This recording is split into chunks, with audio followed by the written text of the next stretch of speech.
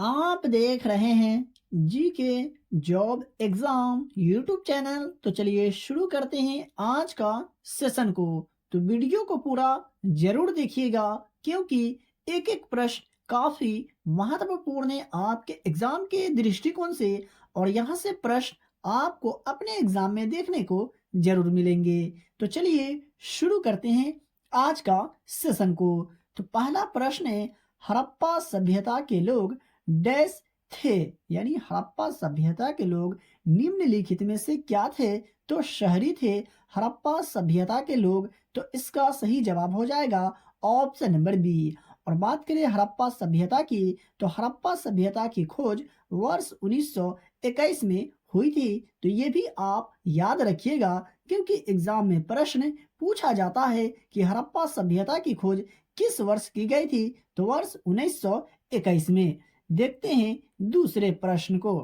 2 number प्रश्न है, निम्नलिखित में से कौन सा सामाजिक संरचना का अंग नहीं है? जी हाँ, निम्नलिखित में से कौन सा सामाजिक संरचना का अंग नहीं है? तो सामाजिक समस्या सामाजिक संरचना का अंग नहीं है। तो इसका सही जवाब होगा ऑप्शन नंबर बी। और बात करें सामाजिक संस्था का, सामाजिक प्रतिमान का और सामाजिक समूह का, तो ये तीनों सामाजिक संरचना का अंग है। तो आई होप कि आपको समझ में आ गया होगा। 3 नंबर प्रश्न है, कवि बाणभट्ट कहाँ का निवासी था? कवि बाणभट्ट कहाँ का निवासी था? तो थानेश्वर का निवासी था कवि बाणभट्ट। तो इसका सही जवाब हो जाएगा ऑप्शन नंबर सी। और बाणभट्ट राजा हर्षवर्धन के दरबारी कवि थे। चलिए देखते हैं दूसरे प्रश्न को। 4 नंबर प्रश्न है, तबकात ए नासरी पुस्तक किसके द्वारा लिखी गई है? जी हाँ, तबकात ए नासरी पुस्तक के लेखक निम्नलिखित में से कौन है? किसके द्वारा ये पुस्तक लिखी गई है? तो मिनहाज ए सिराज के द्वारा तबकात ए नासरी नामक पुस्तक लिखी गई थी। तो इसका राइट आंसर हो जाएगा ऑप्शन नंबर सी। और यह फारसी में लिखे गए थे। देखते हैं दूसरे प्रश्न को। 5 नंबर प्रश्न है, पानीपत की दूसरी लड़ाई किसके बीच हुई थी? जी हाँ, पानीपत की दूसरी लड़ाई जो हुई थी किसके बीच हुई थी? तो अकबर और हेमू के बीच पानीपत की दूसरी लड़ाई हुई थी। तो इसका राइट आंसर होगा ऑप्शन नंबर बी। और किस वर्ष? तो वर्ष 1556 को पानीपत की दूसरी लड़ाई हुई थी अकबर और हेमू के बीच। तो मैं आशा करता हूँ कि ये भी आपको समझ में आ गया होगा।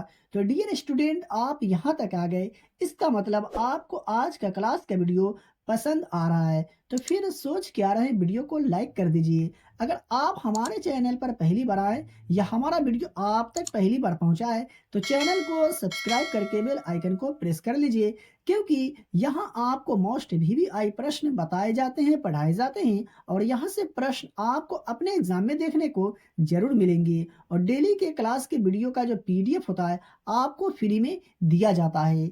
6 नंबर प्रश्न है, भारत का संविधान किसके द्वारा अपनाया गया था? जी हाँ, भारत का संविधान निम्नलिखित में से किसके द्वारा अपनाया गया था? तो संविधान सभा के द्वारा भारत का संविधान अपनाया गया था। तो इसका सही जवाब होगा ऑप्शन नंबर ए। और 26 नवंबर को अपनाया गया और 26 जनवरी 1950 को प्रभावी हुआ था भारतीय संविधान। मैं आशा करता हूं कि ये भी आप समझ गए होंगे। बात करें 7 नंबर प्रश्न का, तो हम संविधान में भारतीय लोकतंत्र के आदर्शों को कहाँ पाते हैं? तो प्रस्तावना में हम भारतीय संविधान के लोकतंत्र के आदर्शों को पाते हैं। तो इसका राइट आंसर हो जाएगा ऑप्शन नंबर ए। और बात करें संविधान का, तो संविधान एक लिखित दस्तावेज होता है जिसमें सरकार के लिए नियमों का एक समूह होता है। चलिए देखते हैं दूसरे प्रश्न को। 8 नंबर प्रश्न है, वर्तमान में भारतीय संविधान में कितने अनुसूचियां हैं? जी हाँ, वर्तमान में भारतीय संविधान में कितनी अनुसूचियां हैं? तो 12 अनुसूचियां हैं वर्तमान में भारतीय संविधान में। तो इसका सही जवाब हो जाएगा ऑप्शन नंबर सी। और आपको कमेंट बॉक्स में कमेंट करके बताना है कि वर्तमान में भारतीय संविधान में कुल कितनी अनुच्छेद हैं। चलिए देखते हैं दूसरे प्रश्न को। बात करिए 9 नंबर प्रश्न का, तो भारतीय संविधान का निम्न में से कौन सा अनुच्छेद नई अखिल भारतीय सेवाओं से संबंधित है? जी हाँ, निम्नलिखित में से भारतीय संविधान का वह कौन सा अनुच्छेद है जो नई अखिल भारतीय सेवाओं से संबंधित है? तो अनुच्छेद 312 नई अखिल भारतीय सेवाओं से संबंधित है। तो इसका सही जवाब हो जाएगा ऑप्शन नंबर सी।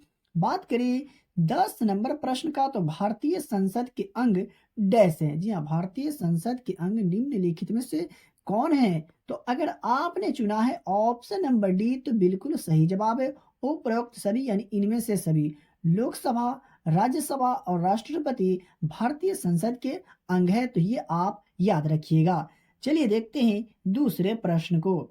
11 नंबर प्रश्न है, सौर प्रणाली की खोज डैश द्वारा की गई थी और वह डैश से थे? जी हाँ, सौर प्रणाली की खोज किसके द्वारा की गई थी और वह कहाँ से थे? तो इसका राइट आंसर होगा option number D, Nicholas Copernicus के द्वारा की गई थी सौर प्रणाली की खोज, जो पोलैंड से थे। तो मैं आशा करता हूं कि आपको समझ में आ गया होगा और यहाँ से आपका दो प्रश्न कवर हो गए। एक तो ये कि सौर प्रणाली की खोज किसके द्वारा की गई? तो निकोलस कोपरनिकस के द्वारा। कहाँ के थे? तो पोलैंड के।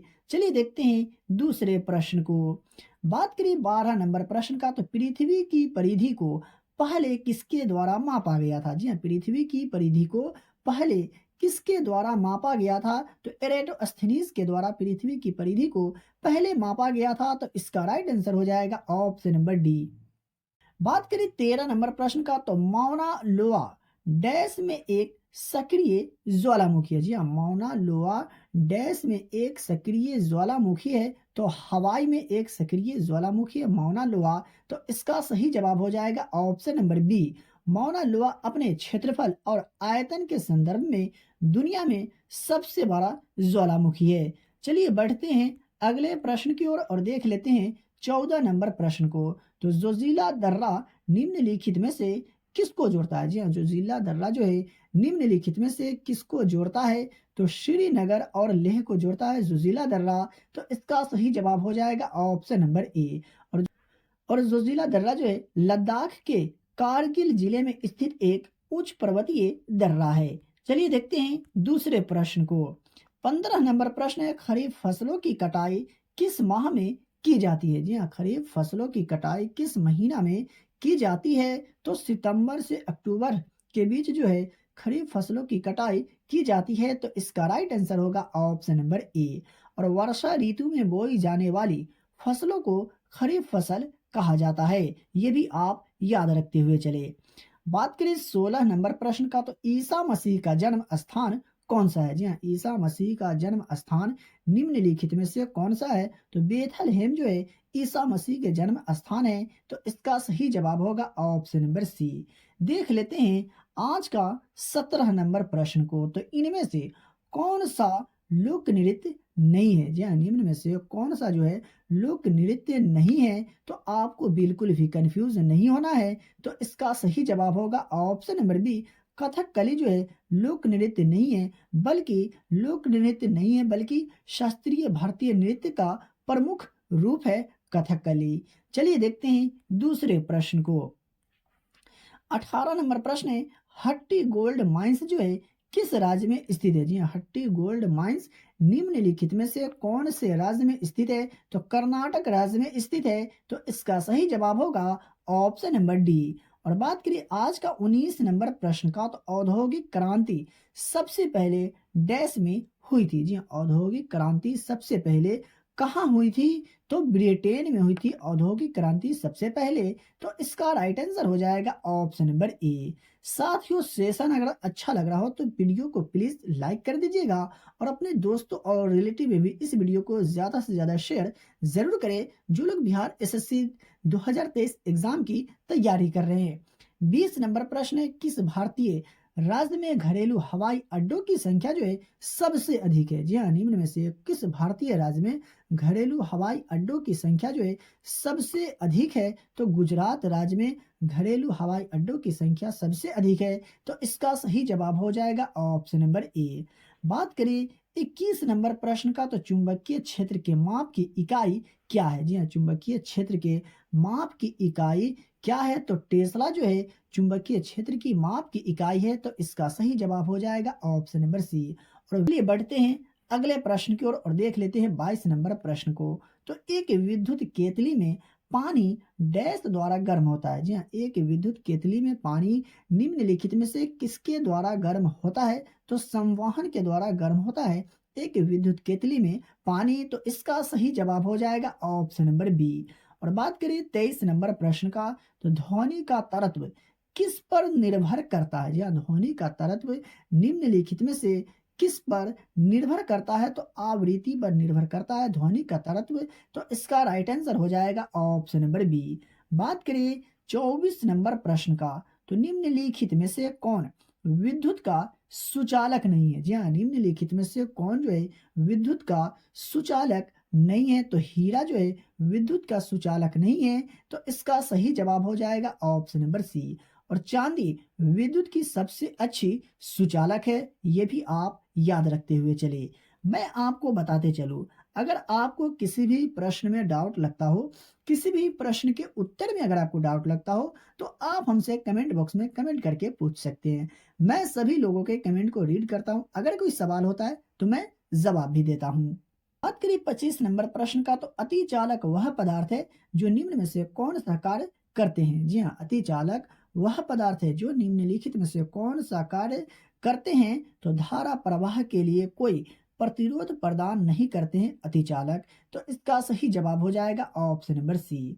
देख लेते हैं आज का 26 नंबर प्रश्न को, तो स्टेनलेस स्टील जो है डैश का मिश्रण है। जी हाँ, स्टेनलेस स्टील निम्नलिखित में से किसका मिश्रण है? तो लोहा, क्रोमियम और कार्बन का मिश्रण है स्टेनलेस स्टील, तो इसका राइट आंसर हो जाएगा ऑप्शन नंबर ए। बढ़ते हैं अगले प्रश्न की ओर और देख लेते हैं 27 नंबर प्रश्न को। तो निम्न बात करें 27 नंबर प्रश्न का, तो निम्नलिखित में से कौन सा तत्व जो है रेडियोधर्मी तत्व है? जी हाँ, निम्नलिखित में से कौन सा तत्व रेडियोधर्मी तत्व है? तो पोलोनियम जो है रेडियोधर्मी तत्व है, तो इसका राइट आंसर हो जाएगा ऑप्शन नंबर बी। देख ले बात करिए 28 नंबर प्रश्न का, तो कौन सा हाइड्रोजन का समस्थानिक नहीं है? जी हाँ, निम्नलिखित में से कौन सा हाइड्रोजन का समस्थानिक नहीं है, ये आपको पहचान करके बताना है। तो अगर आपने चुना है ऑप्शन नंबर बी, तो बिल्कुल सही जवाब है। ये बात करिए 28 नंबर प्रश्न का, तो कौन सा हाइड्रोजन का समस्थानिक नहीं है? जी हाँ, निम्नलिखित में से कौन सा हाइड्रोजन का समस्थानिक नहीं है? तो एरिटियम जो है हाइड्रोजन का समस्थानिक नहीं है। वहीं बात करें प्रोटियम का, ड्यूटेरियम का और ट्रिटियम का, तो ये तीनों जो है हाइड्रोजन के समस्थानिक है, तो ये आप याद रखिए। चलिए देखते हैं दूसरे प्रश्न को। 29 नंबर प्रश्न है, निम्नलिखित में से क्या नीले लिटमस को लाल कर देता है? जी हाँ, दिए गए ऑप्शन में से आपको बताना है कि नीले लिटमस को लाल कौन कर देता है? तो सिरका जो है नीले लिटमस को लाल कर देता है, तो इसका सही जवाब हो जाएगा ऑप्शन नंबर ए।